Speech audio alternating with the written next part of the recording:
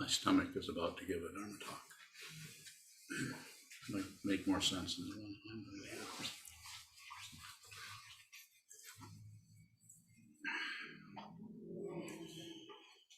Good morning, good evening, good afternoon, and good everything else that might apply.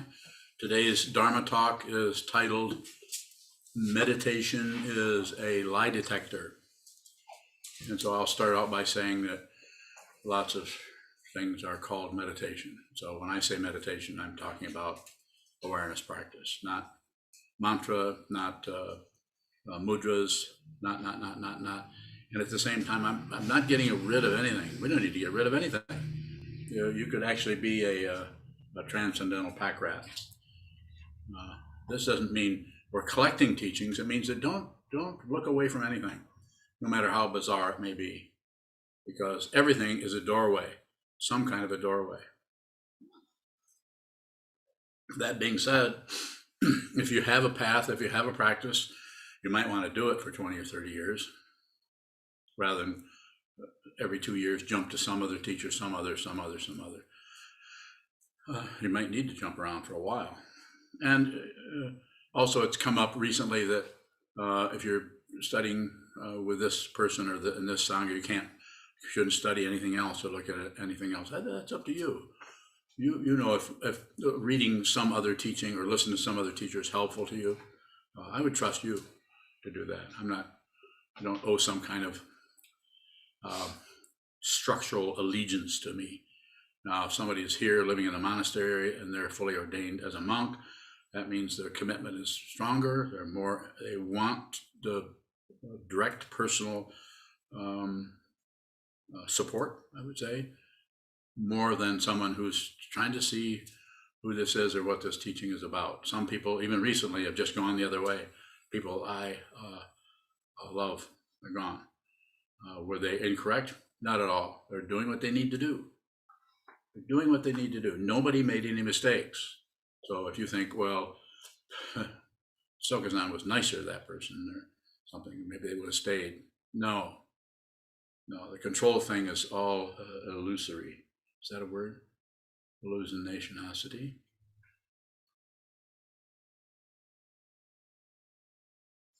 It's interesting to see if you make up something stupid, how many people smile, how many people frown.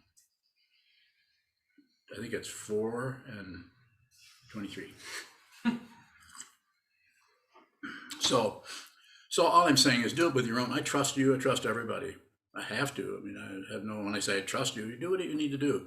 I'm not here to convert you, give you any particular propaganda other than you're here, you're listening to this Dharma talk. What I'm going to say may sound like propaganda, but that might be more your conclusions about it rather than what is actually being said.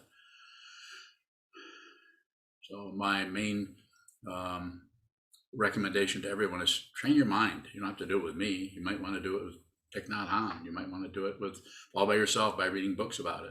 I don't know. That doesn't look particularly helpful, but I don't know. Maybe that's what you need to do in this particular lifetime. Maybe it might be 3 lifetimes from now that you'll actually stumble into a teaching like this, or maybe not at all. And do you need to? That's extra. It's not about what you need. Not about what you need. Unless it is, then that changes everything. Doesn't that clarify everything? Clarity about confusion does not look like clarity. It looks like just more confusion. But you may need to look in the garbage pit, in the can of worms, and in the dark closets, and in those areas. But don't overdose on it. But don't run away as if to say that can't be it. No, that is it. It's called a Dharma gate for you personally. If you have personal a situation where you're deceiving yourself or not really being honest with yourself, then that can be very circular, and you can just feed on that. The ego mind can feed on that decade after decade after decade, unless you run into, and I'm very biased here, I don't hesitate to say so, run into the Dharma, the truth, the fundamental truth. Buddhism has no corner on that, but it's a very powerful way of helping you, of conveying you, of helping convey you towards that area of your consciousness where you'll see your true nature, which is not separate from reality, not someone else hanging out on in some particular human realm. As I've said hundreds of times, don't believe anything I'm saying.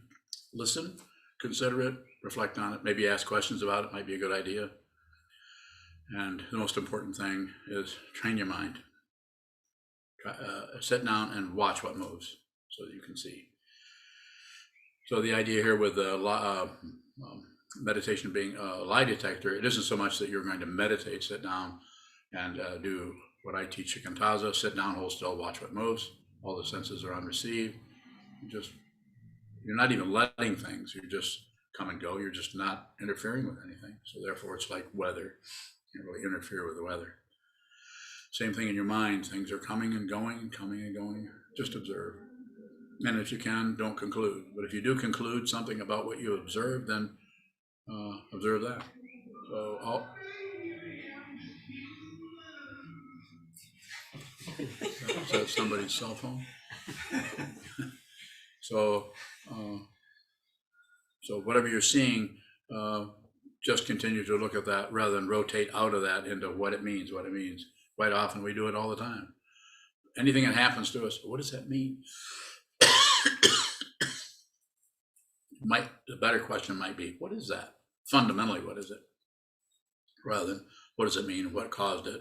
So we have some kind of, we further fuel the illusion of having any control. You do not have any control. Okay, you can do a few things you can do, but there's not, compared to all of the things that are imputed as doable, we don't have very many of them. You can't just be president. You can't just be, if you're born a female, be a man. You can do some things to go that direction if that is your inclination. I'm not against that. I'm all for do what you need to do. Only you really know what you need to do next or not. So meditation in itself, sitting down, meditating, won't necessarily, at least initially, when I say initially, first few years, won't initially open up for you as, a way of seeing what is self-deception or what are lies in your own mind stream. It takes a while, quite a while. And it also, besides being meditation, being a lie detector, it's not just the practice of meditation, it is awareness itself, which is being trained. You could say it that way. There's lots of room for questions around that when we get to that point. To be able to see when you're talking to someone, if they're lying to you. It may not show up as them being particularly dishonest, but you can see that they're not really honest with themselves. So therefore, everything they say is going to be based on a relative situation of this is right, this is wrong, that can't be, that shouldn't be, that should be. I've been this way my whole life. All the other things that arise as personhood, which is unreal. It's not that isn't there, isn't that it's isn't right in our face.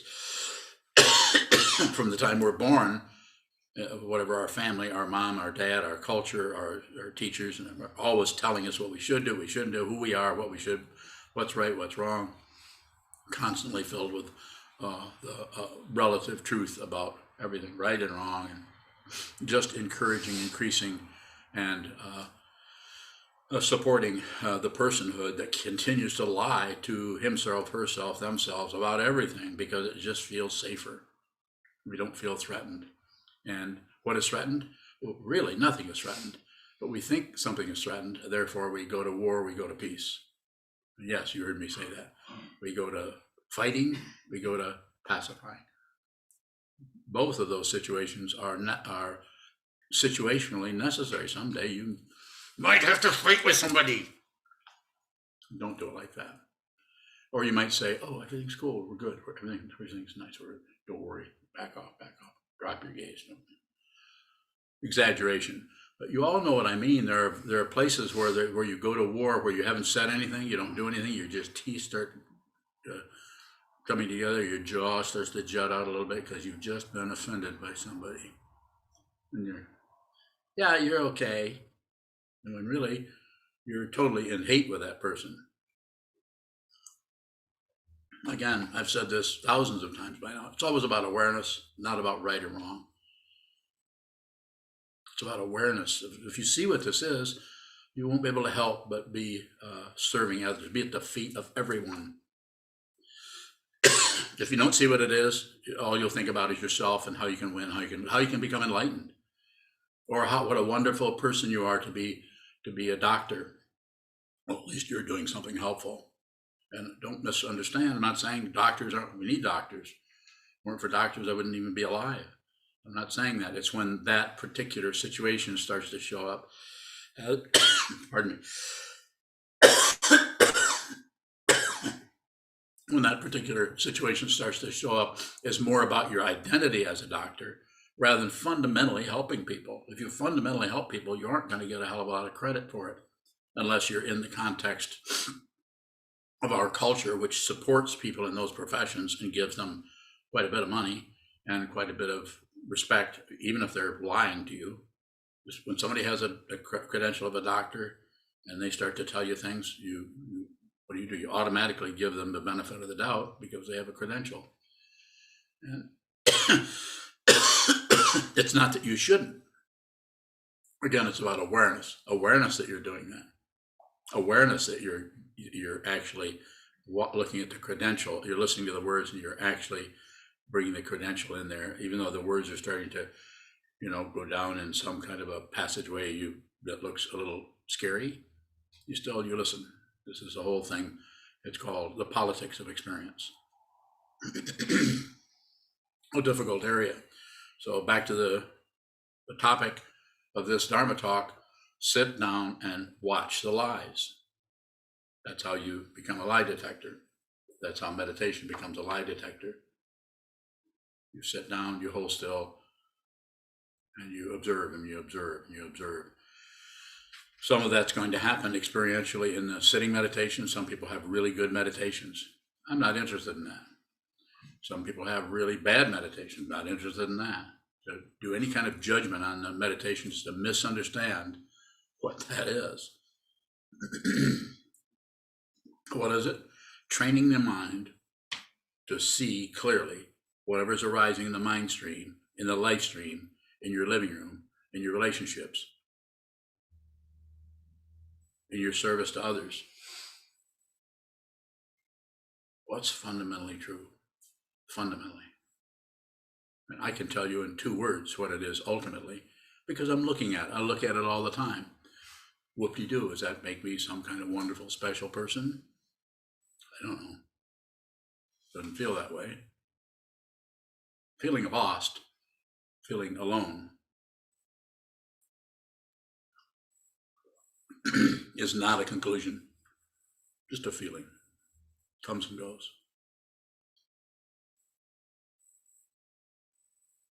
So when you step off the cushion and go into whatever your everyday life is, then because you've been practicing, because you've spent some time just to sit down and hold still and get to know yourself over a period of months and years, so when you do go back into your career, your function as a nurse or as a therapist or as a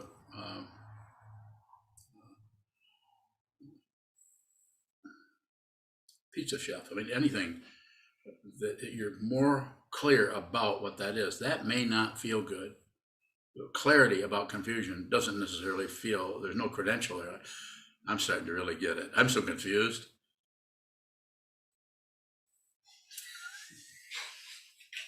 I'm starting to get it. I'm not talking about that kind of crap. I'm saying that you actually begin to have some kind of deep understanding of how your mind is working, how it takes anything that shows up and uses it to its own ends, its own support me, or it's either for me or against me, those kind of polarities.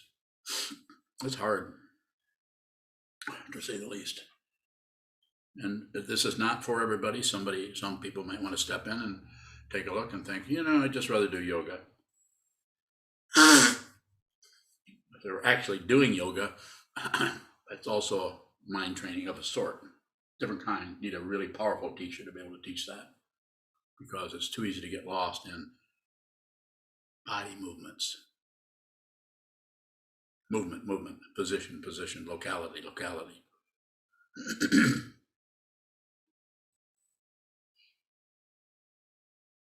So when the lie detector aspect that begins to show up as whatever's happening, what people are saying, what's happening at work, what's happening in your intimate relationships, it's not that you jump on it and start accusing someone of lying.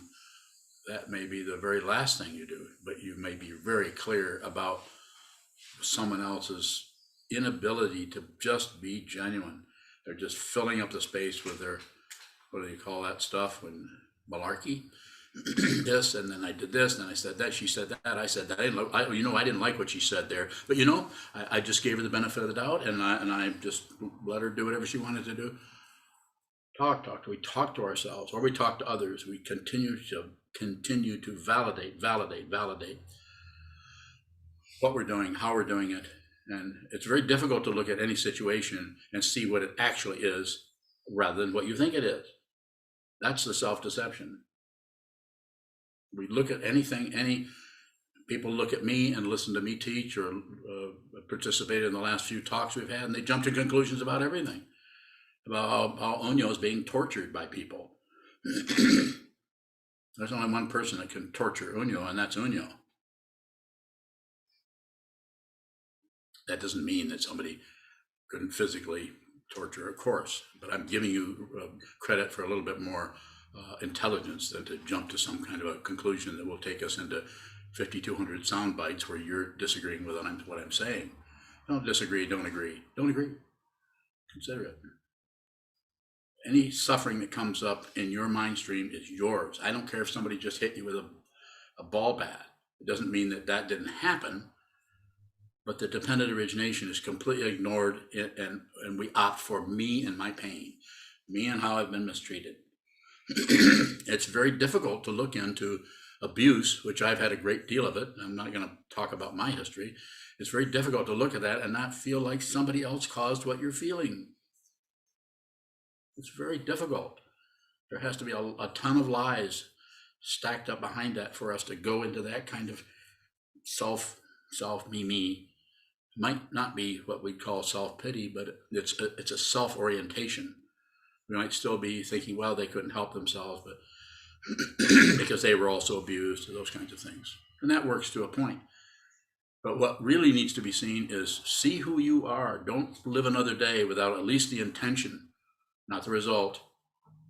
Where are results? That's materialism. That's ego language. Well, does this work? No, it doesn't work. It doesn't work in the conventional sense. This is a transcendent path. This is a spiritual path.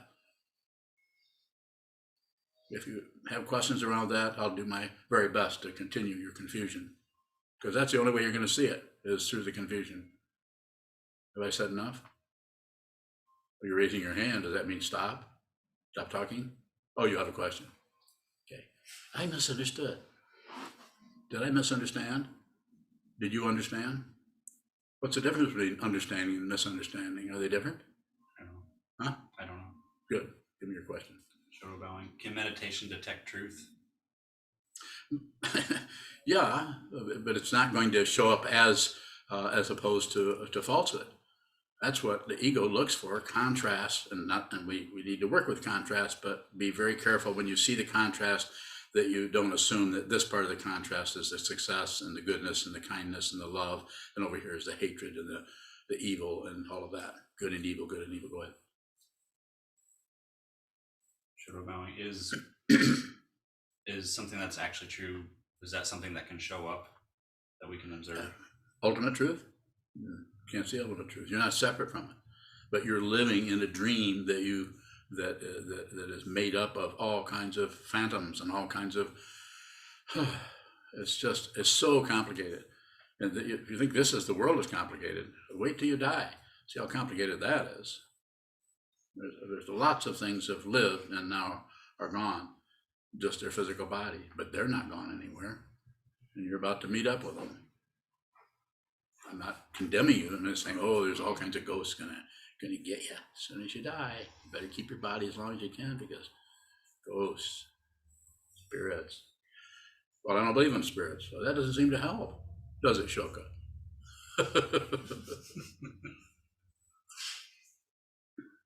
Shoka is a spirit, and so are you.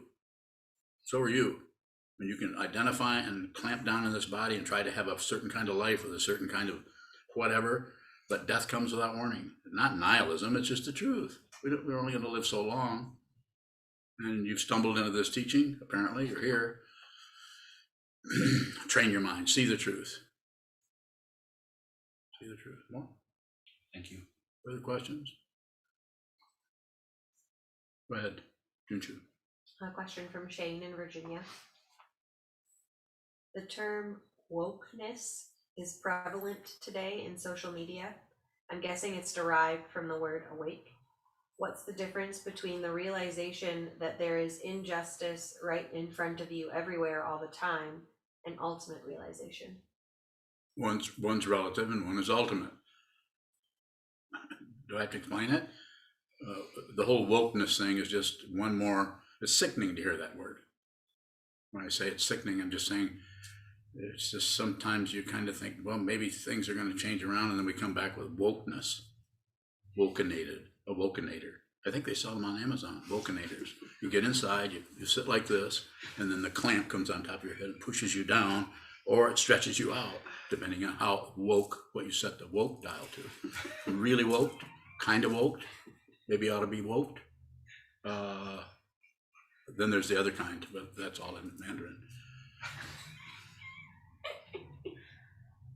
It's just, I'm going to say it, it's just shit coming from everywhere, and we're trying to find some kind of reference point, some kind of reality, something we can give our heart to, something we can devote ourselves to, that won't lie to us, won't deceive us, and won't betray us. That it will be with us no matter what, no matter what. Not always taking your temperature, taking your inventory. Well, are you really? This is what was being talked about in those devotion talks, if you didn't catch the message there. If you thought there was something about right devotion and wrong devotion. So, stay woke. Shoka. Shokabowing. When you talk about meditation as a lie detector in oneself or in seeing it in others, what is a genuine communication or genuine interaction with others? Listen, just receive. Don't produce at all. No talk. When I say no producing, no producing. It has to start out with the vocal cords and the musculature and the movement of your jaw and the tilt of your head. Notice that? Starts out there. Doesn't mean control that and stop moving. Be very aware anytime you're receiving anything, of anything that is showing up in your mind stream, body stream, life stream, in the room you're in, that is in response to what you are receiving. You're receiving, and notice your body will change. I'm not saying you go into some kind of psychological interpretation that if you cross your arms, that means you're protecting yourself, and if you look up like this, that means you're visual. I wouldn't, not that some of those aren't relatively, don't have some relative import, but they trap you in the relativity, and then you become writing a book about the nature of hand and arm signals with a psychological basis of insanity in terms of this, and this teaching, or that teaching, or Freudian this, or Jungian that, or so. Just receive, just listen, and don't conclude. So it's all about intention, the intention to listen, and the intention to receive, the intention to observe, and not looking for a particular conclusion. Go ahead. Shokabowing. Sometimes you talk about if you're receiving, you might produce. So when we're endeavoring to receive in our interactions with others, what is the production? Well, it could be you're listening to someone, they say, I don't like this, and I like this, but I'm in favor of this, but this over here. And then you say, yeah, I kind of see what you mean there. I kind of agree here, but I don't. So you're producing something relative. It's called a conversation. Stop having conversations. This doesn't mean don't talk to somebody, or this doesn't mean stop talking to people, or stop saying anything, or some kind of structure that is right or wrong. I'm saying insofar as you can, listen as much as you can. Then any production or talking that might show up conversational to others won't be exactly a conversation to you.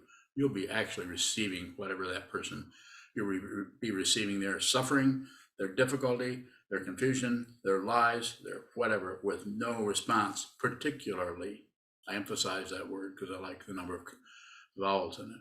No, syllables. Is it syllables? Yeah.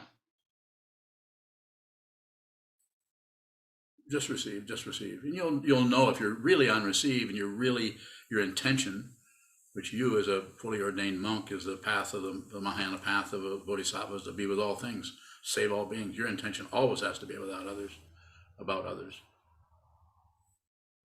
Always has to be about them, but not some kind of credential where I'm helping them in such a way that they'll think I'm helping them. Or if you're really helping someone else, they might not be aware of it. They might give more credit to their chiropractor they're ever going to give to you, but they don't realize that you did not meddle with them. You listened to them. You received what was happening there with them. Yeah. Shokabowing.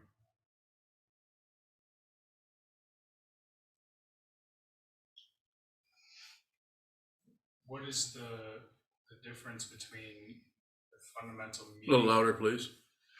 Shokabowing. Louder. Shokabowing. Louder. Ah! He's trying. No, I can see I can see Carlos with his ear like this down to the thing. I'm watching you guys, in case you didn't. So don't be picking your nose or anything. So I see Carlos down there, and I think he can't hear you, Shoka. Go ahead. Shokabowing. What is the difference between meeting somebody where they're at and then meeting them where they think we should meet them? So I think you already know what that is, but I would just say that meeting them where they're at, there might not show up as any production at all. You might just listen. The only thing it might produce is you might turn your head a little bit, might change your body posture some, but you're looking right at them and you're receiving. And so the other part was what? Shokabowing. I guess if someone has ideas of how they should be met, how do we relate to that? Do it a little bit, so you don't break the connection, whatever that may be, even though it's tenuous and based on deceit or self-deception or misunderstanding. But stay there a little bit. You won't. If you do too much, you get contaminated, and the next thing you know, you're in their world, which is the world of right and wrong, up and down. They're doing really well. You're not doing so well. Or why are you doing better than they're doing when they've tried so hard? I mean, just we can go on forever and ever with that, right? Have short stories all over the place. So just a little bit, as long as you're on receive, if you're just receiving, just listening to what's happening with someone, listen to their tone of voice, receive what the color of the clothing they're wearing, watch their, like my hand movements, the amount of phrase fillers people use. Mine are, my phrase fillers are, use that a lot, it's not about stopping that. It's about being aware of those productions. And then they will, this might bring up some questions. They'll kind of sort themselves out. I wouldn't meddle too much with what is spontaneously rising out of your particular karma. Be genuine, be who you are, be the emotions that are rising.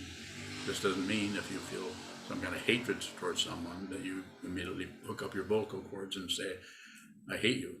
I think you're a terrible person, I hate you. You wouldn't necessarily do that. More. Any questions on Zoom? Jason Bowing. Jason? What is the difference between knowing something and a deep understanding of something? Bowing. Yeah, so my way of addressing your question, and it might be helpful, might not. Knowing something is more like a fact, something you know. I know it's daylight. I know it's daytime. I know there are people in the room. I know I'm giving a Dharma talk. So it's very, very, it gets more subtle the more we go away from the physical appearance of something into abstractions, or into thoughts or ideas or concepts or opinions about things. Then it gets more just discontinuous, and then the continuity is given to it by an opinion about it or grasping. I have always believed that we shouldn't fish, we shouldn't hurt fish, or I've always believed that we should just eat plants. Or, I mean, and those have all kinds of things behind them, including the food industry loves for you to eat what they make. So, and then it gets deeper and deeper, the kind of knowing that gets deeper. And when the knowledge starts to transcend the mental processes of the fourth skandha, form, feeling, perception, concept, or the fourth skandha, the thinking process, which tends to bring all of those five skandhas, including the six sense fields and the fifth skandha, brings that together as somebody. And it reifies, establishes, and supports that with ideas, conceptions, and structures that can show up as what, opinions or ideologies or religions, or even Buddhism shows up that way. A lot of people that you meet that say that they're Buddhists and may even be monks may not be actually teaching what the Buddha taught. They might be teaching some of it, but not all of it. You can't teach it unless you realize it. And if you realize it, you won't know it. So there, how when I say you won't know it, I'm saying you won't know it in the conventional sense. What will happen is you won't be separate from it. So it's kind of like the ego sees that as an invader and will protect itself, and will see something coming in the form of, I'm not doing that. Oh, they're prostrating to the 16th karmapa. That's not for me. I'm not about worshiping any guy, especially some guy from Tibet. Misunderstanding of what that's about.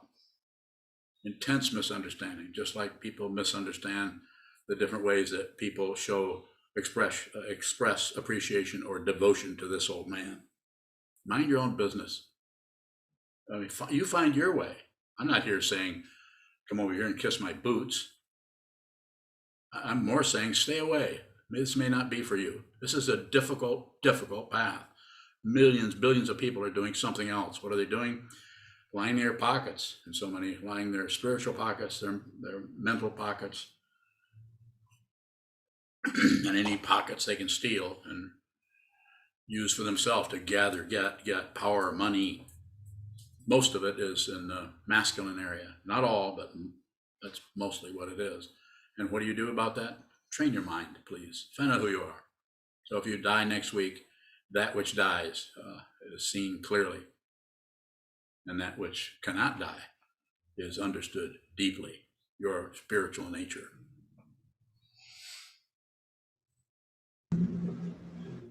Is there anything that arises in the mind stream that is not a lie? It's relatively true because it arose, and it's relatively a lie because it's not fundamentally true. So it's relatively true, just like it's relatively true. This is a table or an altar. So there's a relativity to it that we tend to use the ego mind, the seventh consciousness, that aspect of the mind that thinks there is somebody that needs protecting, there is somebody that needs advancing, there is somebody that can be offended. As soon as you get offended, this is just ego. If you see who you are, there's no way anybody can offend you. There's no way anybody, as I've said before, can make a fool of you, because you know you're already a fool, or at least have been a fool for quite a number of years. More? Good question. There's lots of room in there. I see 4 or 5, what do they call them? Comets, goldfish, swimming around in that same area, right along with your thought patterns. Maybe you could ask them. Go ahead. Is there anything to do with what appears as the validity of what arises? Validity is a trap from the point of view of trying to find a reference. Look at the intention. If you just want to know what is relatively true, you can find that out. I mean, it might be very complicated. Say in the work that you do, you might have to have a certain way of working in abstractions that is very developed and very so you have your own idea of validity. It's basically off and on switches. Am I correct? No, it's just that there's more than 2 or 3 of them. So I would say that it creates its own validity by the very nature of its structure. The same way this body, speech, mind complex of this situation, these ears, this nose, these hands, this thinking process, excuse me, creates its own support for authenticity in terms of relative truth. It's relatively true. I'm here. This is very temporary, as it is everywhere. Go ahead. Is there a detector? What is that quality of validity? The relative mode. I don't know. Do you know anything about throats that are full of something or other? Fish guts. I haven't had any fish.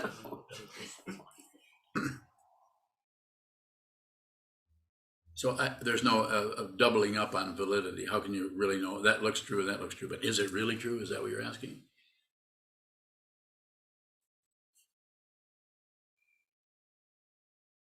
Is there a detector?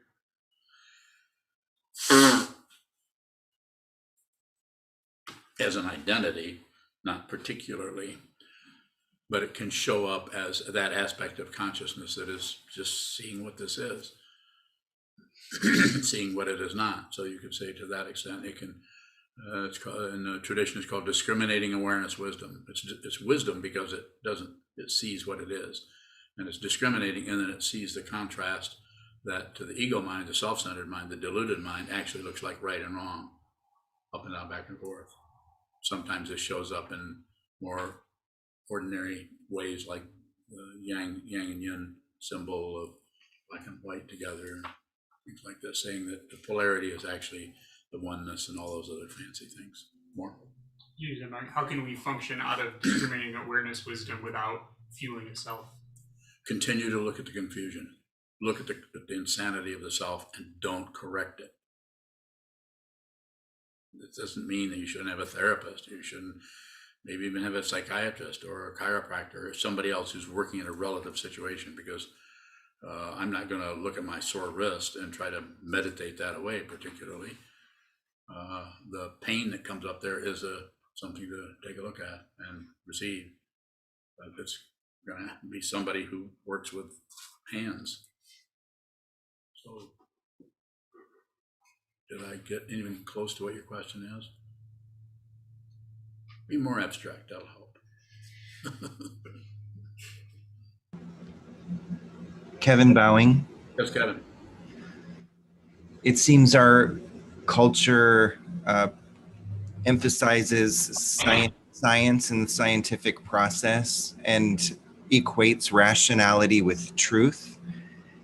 What is truth without proof of something? Bowing.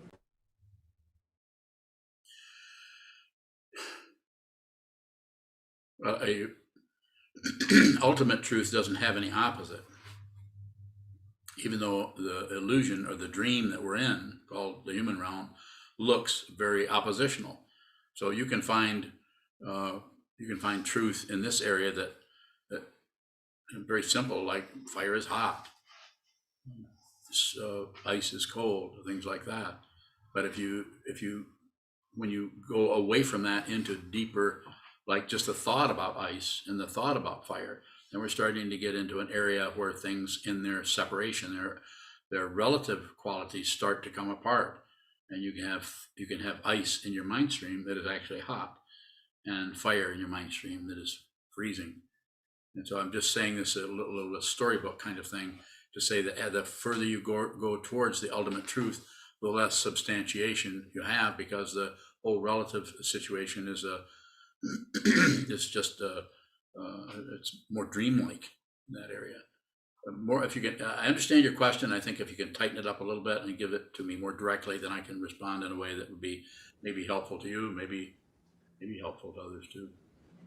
Yeah, I'm asking because I recently saw this quote of Carl Sagan that was going around from years ago, where he kind of equates our current state of conspiracy theory and tribalism with belief in astrology or the exploration of the unseen. And so there seems to be this very pat separation between logic and scientific reason, and anything that falls outside of that is dangerous. So what I'm ready.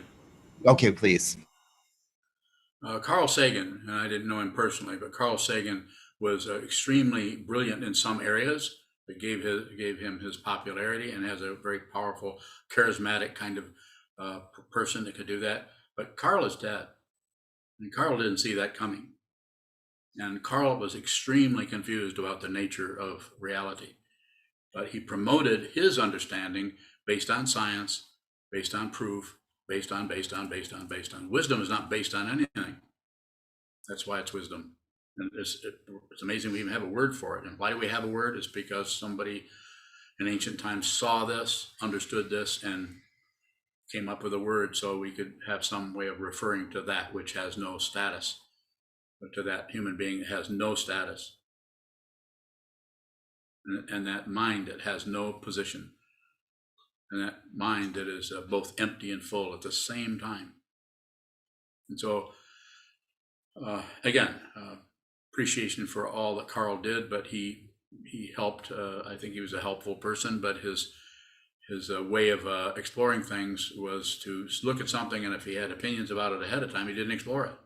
Astrology is a good example. He had claims and observations about astrology without really investigating it at all. And it's an arcane science that is extremely powerful. Those of you who have studied it realize there's a lot more going on there than just a circle of animals, a zodiac, and a bunch of clownish interpretations based on primitive people's ideas of romance and how to control things. It's not a hard science. It's more of an art, because the very nature of things that are moving physically, when you start to see those in such a way that they start to take you further away from the very solidity of the symbol into what is being pointed at, that's very powerful stuff. So you can't find proof for it. That's like when I say, if you're enlightened, you won't know it. You won't have any. How could you? If the self-centeredness had been seen through, and you saw that there never was a being here at all, then what would you say? Oh, I guess I'm enlightened. You wouldn't say anything. There'd be no comment. There'd be no conclusion. You could even say that the whole conclusion situation had come to a halt. Nothing is concluded. Past and future are gone. Even the present moment is suspect. It's just a concept about something.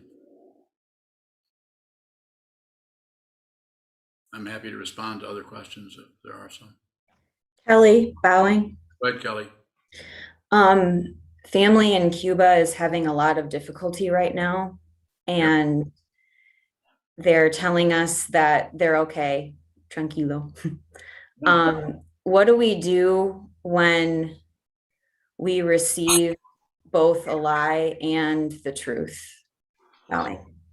You know, I hear you, and I've been following some of that on Democracy Now!, which covers one of the few organizations that actually cover that in any depth, and I think they do the best that they can, and that's a difficult area, because the politics of experience and the emotional bias in there is so, people have been so hurt and so abused and so betrayed.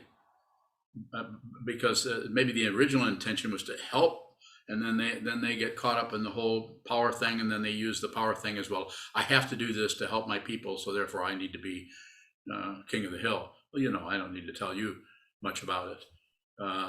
Nor Wulong, who is also is connected with that area. And so I would just say, I just don't choose sides, but don't stop listening to people. But be very careful of not choosing sides, because it's so very, very difficult. And one of the things that makes it worse is I'm not saying there aren't religious people. I'm not saying there aren't spiritual people, but there's no strong spiritual path of awareness that will actually help people who just buy into what they believe and feel. They believe their thoughts, their feelings, their emotions. They believe their thoughts, their feelings, and the emotions. And people, insane people like the person who just was in power, come in because they realize, because they have no concern with the welfare of anybody but themselves, they take advantage of that kind of thing and use it to cause conflict. And so my recommendation to everybody, you and everyone else, is insofar as you can, train your mind. That doesn't mean don't, if you feel strongly about a particular position, a particular person, a particular political, shall we say it, idea there, that if you feel connected, you feel like you want to support that, then by all means. I send money to politicians that I feel are doing the best they can in an absolutely insane environment, but I don't necessarily go in and look for some kind of conclusion there. It's difficult to do that, to do this and this and this and get results, because it's just so very complicated. So let's go back to square one, all of us. Sit down wholesale and look at the complications in your own mind stream before you step off from that cushion and start to instruct or tell anybody about anything. When you get out there, listen as much as you can so that you can really see the lies. You don't have to correct them. You don't have to fix anybody, but to see the lies will help you or me or anyone here not just say, no thanks, I don't want to dance. I don't want that. But you can be polite to people who are insane, but you can actually politely respond to them and say, I don't think I'm going to go that direction, without being correcting them and fighting them, and even though it's obviously they're dangerous, I would say. Further question, Kelly? Yes. I get the feeling that our family lies to us and says that they're okay for our benefit. Yeah. And I don't want to correct that when they say that. Other family members do, and we're just trying to receive it. But I'm struggling with, when I can talk with them, how to respond when I know that they're not okay. What can I say? I'm ready. Don't say much. I mean, say some, but listen as much as you can. If you do say something, you can say, could you say more about that? Or say, I'm not quite understanding what this is like for you here. Could you say more? So including people in your, especially in the dynamic that you carry as a person, as a personality, for you to include and listen, receive their difficulty, and knowing that you can't just go in and put out that fire, because it is, and this is the way I say this often, it's dependently arisen. The craziness, the insanity that is arising there, that is arising in the world, is just intense greed and anger and hatred, and it comes from people being afraid. Even the people who are the most hateful and horrible people they're doing things that's like, don't you realize that you're creating a world where your own children are going to die in this Holocaust or flood or end of the world or whatever? So all we can do is work with it where we're at. Whoever you're talking to, receive.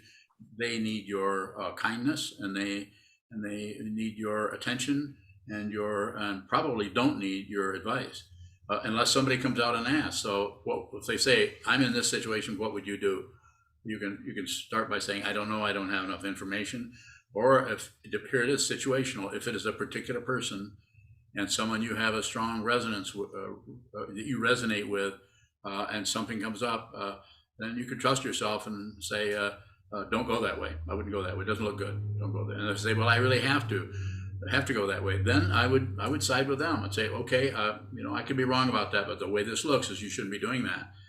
And that they come back and say, they might be looking for somebody to fight with, even though they might be smiling. So I would give a push on it a little bit, but no demand. The demand for results is part of the insanity that we're all exposed to every day in our society, in our news media, our families. Sometimes really close family members are extremely difficult because they're throwing off so many sparks. And why? Because they're suffering. And the only way they know how to get rid of the suffering is to blame you or blame that or blame them. Anytime you see anybody blaming, it's because they don't want to be responsible for their life, even if they're relatively correct. It's just an opportunity to get rid of some of that negativity that can't hardly blame them. Who would want to feel like crap all the time? You can get rid of it some way by accusing somebody else. But if you're training your mind, lie detector, then you can see that's actually a low level of operating. That's actually operating on something. It's like trying to put out a fire with a squirt gun. I mean, that might be a little bit of an over the top image, but it's like you're just seeing so much of the fire, and actually the fire is enormous compared to what you're trying to work on. So what I would say, and I realize long answer to a short question, but I'm saying train your mind, sit down, hold still, and watch the movement of the mind until the clarity about the confusion. If you're not clear, not just you, but me or anyone, if you're not clear about the confusion that's in your own mind stream, in your own heart, if you're not clear, if you haven't clarified that, then if you get up off the cushion and go into the world, then that gets triggered by, 38 megahertz over here, because the frequency of that and the frequency of your distress that you're covering up start to vibrate. And the next thing you know, you're upset about something that doesn't even concern you. That's just because you're at that same frequency, because this has been covered up. Self-deception. Got to have a lie detector. At least that's how it looks here. Thank you. Bowing. Thank you. Junshu. A question from Joseph in Kalamazoo. Joseph. Is there any production on the spiritual path? And if so, what would it look like? Yeah, save all beings. The Bodhisattva path, the Mahayana path is to save all beings, put others before yourself. So that may be doing quite a bit for someone else, but you would have their permission. You wouldn't be trying to fix somebody that doesn't want that help, even though you can see this is the best thing that could happen to Jim or Bill or Mary is to this and this, but they're not ready for that. So mind your own business. Don't go to war with something just based on your own ideas, your concerns, your convictions, or your beliefs about something. Respect people's confusion. If you really respect people's confusion, which might look kind of odd to them, they might think, you used to always be giving me advice, and now you're not saying anything. You could actually say, well, I'm just trying to be more, just trying to listen to you and see what's happening. You could pacify that very softly. So what you would do might not look like so much like action. It might look more like something you just have to do that. You have to stop doing one thing and start doing something else. It could look many ways. The reason I'm sitting in a seat like this, where I do this a couple times a week, is I can't help it. I have to do this. It's choiceless for me. I stopped making choices a long time ago. You might think, well, that can't be true, but it's pretty true. Other than, well, what's that one choice I made today? Yeah, to eat some beef. Will I do that tomorrow? Probably. Yes. Another question from Shane. Shane. If science sees a particle and religion sees a wave, what does the Buddha see? Well, I understand your question, but it's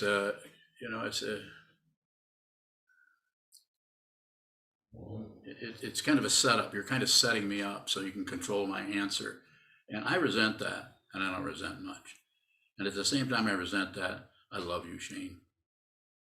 But that question has a chemical kind of origin in your self-centeredness. You're showing me the way in which you are disturbed and are not, at this point, not ready to train your mind. You're still thinking about your mind. Stop it. You think of me as your teacher, which I think that's kind of an off and on for you, but get to the wall, train your mind so that you can see that. No matter what I said, you're just going to ignore it.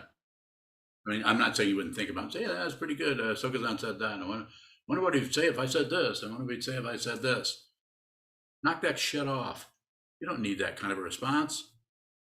You don't need it. I mean, I could come back and say, well, the Buddha sees ultimate reality and the Buddha sees wisdom. Don't trap me in those kind of questions. And the other thing is, don't stop asking me questions. Don't misinterpret the message. Now I'll answer your question. Didn't see anything. Wulong bowing. Wrong. Similar to Kelly's bringing up the subject of Cuba, you mentioned see the lies, but in a situation where it feels nearly impossible to see the lies from the truth, I find myself then sort of reliable source shopping, where everyone feels like a unreliable narrator. So I go to BBC or Democracy Now, but that doesn't feel like truth. And outside of me not being, in Cuba watching it myself, even Yeah. talking to relatives there, how there's a demand for truth here that is not being fulfilled. And I don't know how to work with that aside from sitting. Yeah. What to do with that demand for truth? It's like I use some metaphors. It's like you're sliding down you're in a slide of snow and you're halfway down. It's like, what should you do? Probably just be as aware as you can if any trees come up. So just be aware, work on your awareness rather than your thought process. Thought process, the way we think is we close down and think. What happens when we close down and think? We miss everything else that is in motion all the time, or at least the illusion of motion. Don't do it. Just watch what moves. Just watch what moves. The same thing with Cuba, and that's I've been looking at that and trying to understand what that was since I was very, very young, back during the Cuban Missile Crisis when I was in the Marine Corps and Washington D.C. and they were getting ready to bomb this little piece of land in the middle of the ocean, and it was scary then, and it's still scary.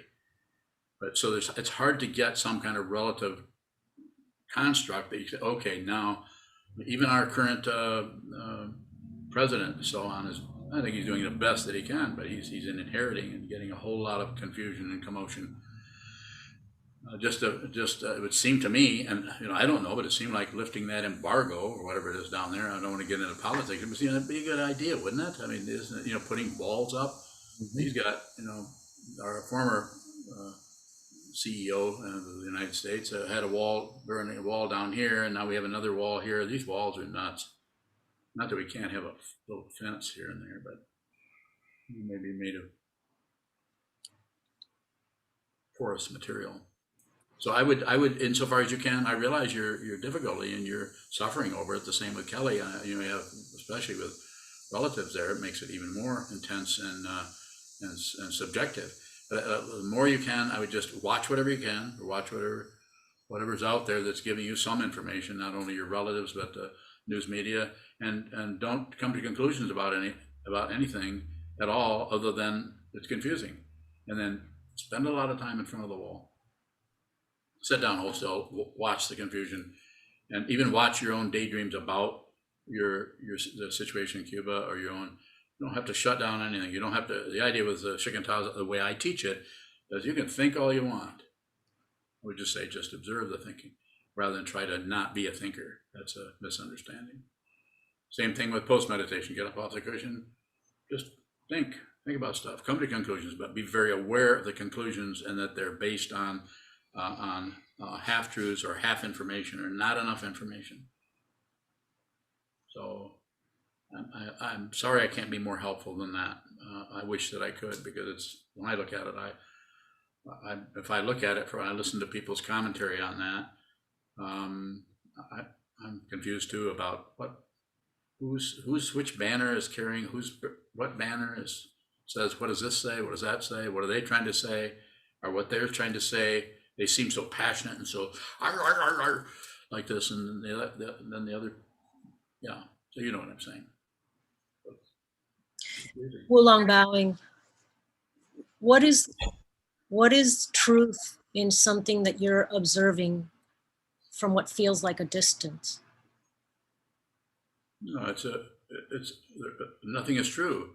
So I'm not going to go into the area where you can't see something that's relatively true. Of course you can, but when it is at a distance. And I would say just receive the information, but don't sign in any dotted lines. Don't come to any conclusion. The intention is to receive, and not so much to have some kind of control over what you're receiving, because that just shuts down. You stop receiving. That's what I was referring to when I said you start to overthink it because you want to feel safe.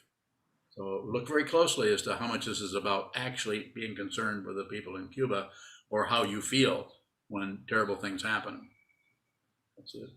I'm not trying to stop anybody from being sympathetic or being whatever your word you want, compassionate or something, but be very careful about the intention to correct things so you won't feel bad.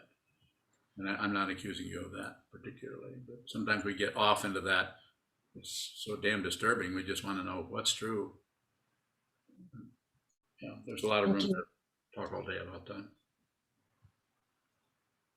Don't you, A question from Ken in New York. Ken? In your primer, you say sitting is voluntary stress or voluntary suffering. Can you offer some words of encouragement when practice begins to waver? Yes, I can. I'm assuming it's is this Ken show? Ken? No, another Ken. Just Ken from Ken. New York. Okay, well, it's very situational, but don't maintain things. This is a macho misunderstanding of Buddhism. It's all over the place and all kinds of, don't maintain. I'm saying stay there, but use your own, trust your own intention. You sit down, you hold still, sit symmetrical. All the senses are on receive, sit down. If it starts to get difficult, get up. Take a walk, take a nap. I mean, be kind, listen to your body. Don't do the macho thing and just don't hurt, ignore the hurt in your knees. Or this is just it's a sad misunderstanding that's been going on for centuries. And it's still going on because people don't dare disobey what happened in 13th century Japan. And I'm not concerned about obeying anything. I function as a teacher out of what I see, and I say, don't hurt yourself. Listen to your body. That body may be, and is, more than likely, more in tune with what you need to do or not do. So don't get, when I say don't, you may have to do this for a while, but at least it'll bring your attention to it. Don't come to conclusions about the value of your sitting. I can tell you what the value of your sitting is. It's completely beyond comprehension, but I would do it as much as you can. One person can sit a block sit and think, so what? 4 hours, not much happened. I said, well, that sounds good. Well, shouldn't something happen? Well, not particularly. And then other person can't stay there for 10 minutes and gets up and then comes back and gets up and comes back. The important thing with a block sit is ring the bell, 4 hours later, ring it again. That's the form. And then how you observe that form, do it with this body-mind complex is not separate. So you don't get a big credential for sitting the entire 4 hours. You don't get any credential particularly, but you could see how you are and notice that maybe one day you sit for a couple of hours without much, and you feel like, well, we're doing pretty good, getting somewhere. No, you're not getting anywhere. It's just awareness. There isn't anyone to get anywhere. Realize your true nature. This can take a long time, but don't give up on it. Just keep returning. Return to the cushion. If you consider yourself a student of Buddhism, return to the teacher, return to the teaching, and return to the community. But without those three, pretty hard to do this completely on your own. Just reading books on Buddhism or books on meditation, or going from this meditation book or this type to the other.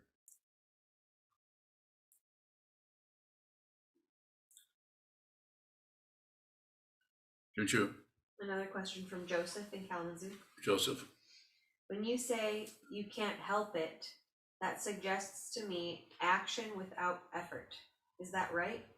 I feel myself using that phrase to watch more Netflix or do more housework. What are you watching?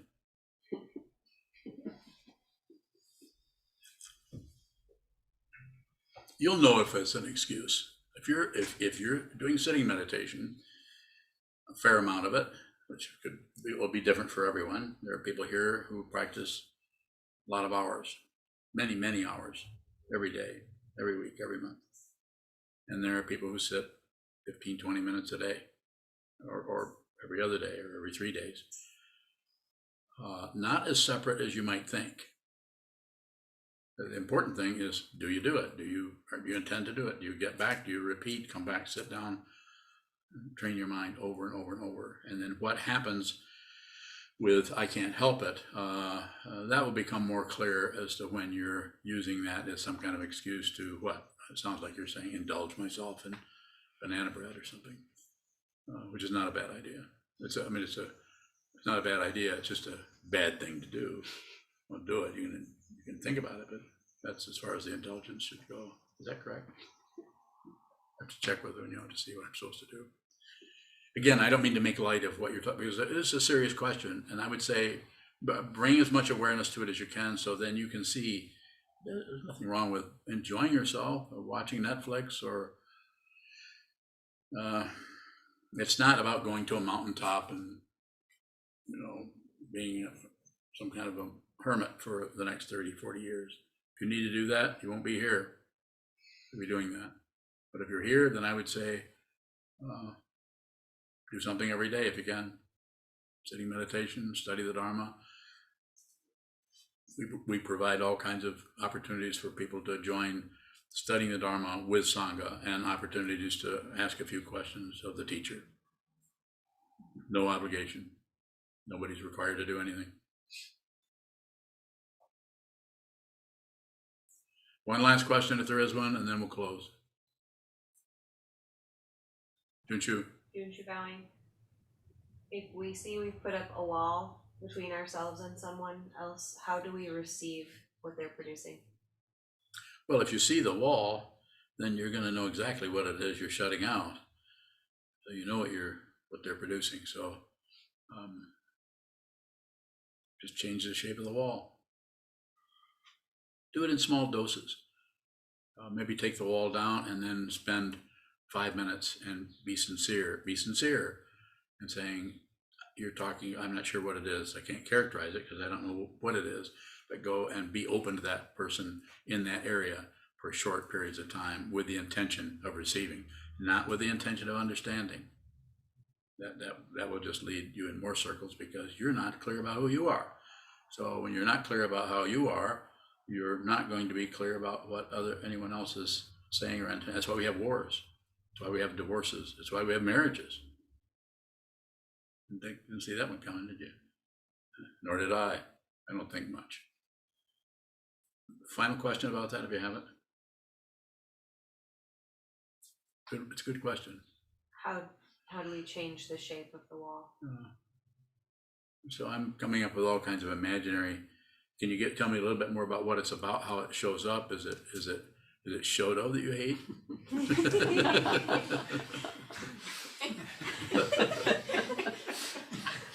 Yeah. Everybody there is grinning. So. They must know something that Shoto doesn't know. No, can you say a little bit? There are a couple of situations that are coming to mind where I just noticed that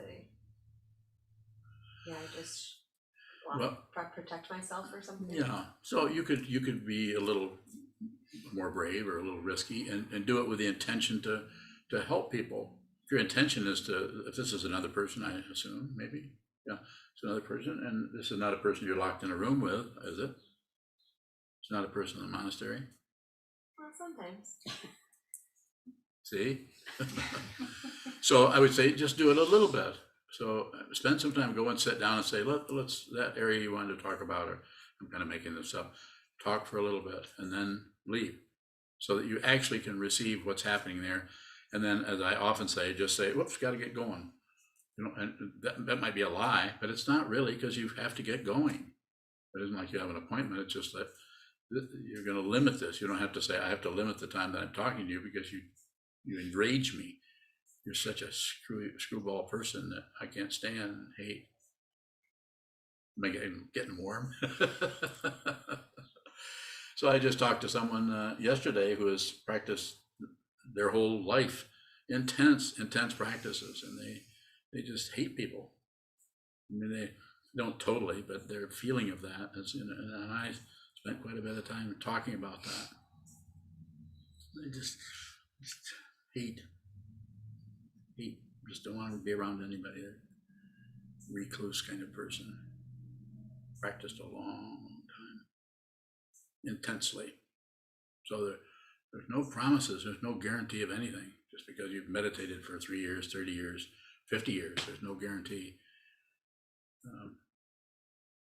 But what would I say about that? Do it anyway. Do it anyway. Train your mind. This does not come to an end. your body's coming to an end, but what this is, does not come to an end. We have a lot to do. So I need help me. Do you see a way to do that? Then come this way. If not, do something else. No requirement.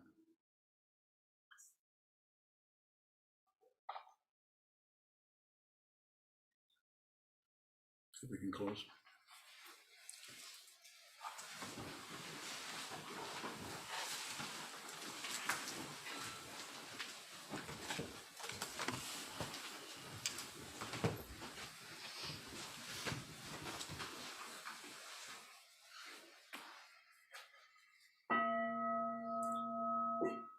May merit this penetrate into all places, so that we and every sentient being together can realize the Buddha's way.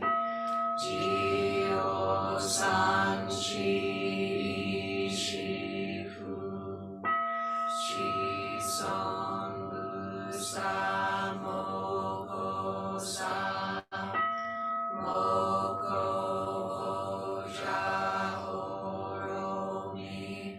The 10 directions, the 3 worlds, all Buddhas, all venerable ones, Bodhisattvas, Mahasattvas, the great Prajna Paramita.